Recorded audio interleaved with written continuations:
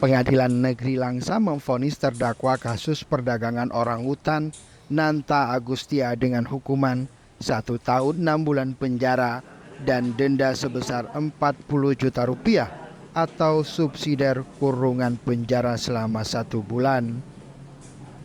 Putusan tersebut lebih rendah dibandingkan tuntutan jaksa penuntut umum.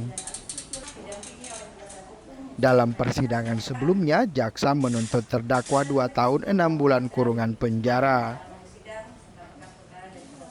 Humas Pengadilan Negeri Kota Langsa, Iman Haryo Putnama mengatakan, vonis lebih ringan dari tuntutan karena beberapa faktor. Salah satunya untuk menghindari disparitas putusan atau adanya perbedaan jarak terhadap putusan hakim mengenai kasus yang sama.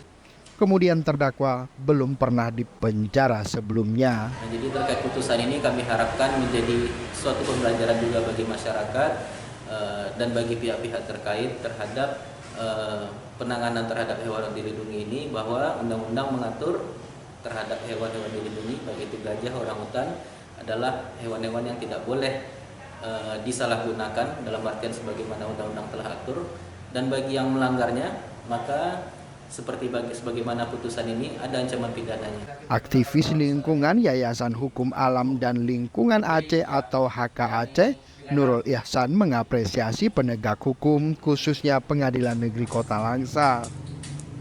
Menurutnya, dengan tingginya angka perburuan satwa liar dilindungi di Aceh, sudah semestinya pihak penegak hukum memberikan hukuman yang setimpal yang dapat memberikan efek jera kepada para pelaku. Dengan putusan pengadilan ini kita memberi apresiasi bagi penegak hukum dalam penegakan hukum sektor TSL ini, karena ini sudah menjadi suatu kejahatan yang menjadi perhatian publik baik nasional maupun internasional, karena menyangkut satwa yang sudah punah, sudah langka dan terancam punah maksud saya. Nah, kita juga melihat bahwa selain apresiasi pada penegakan hukum tadi, kita juga melihat ini sebenarnya ada menjadi pesan peringatan bagi kita bahwa jangan main-main dengan kejahatan terhadap satwa. Karena undang-undang atau hukum kita sudah mengatur bahwa ada perlindungan kepada satwa yang memang dilindungi. Kenapa dilindungi? Ini bukan hanya ujuk-ujuk, ini memang menyangkut dengan kesinambungan ekosistem dan keseimbangan alam. Karena kalau keseimbangan alam rusak, otomatis hukum alam akan bekerja, yang akan akibat besarnya balik rugi pada manusia.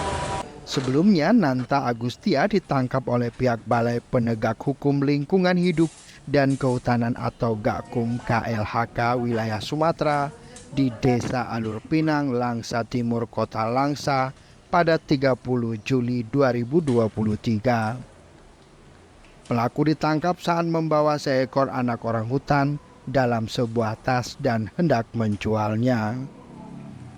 Dari Langsa, Tim Liputan Aceh Video.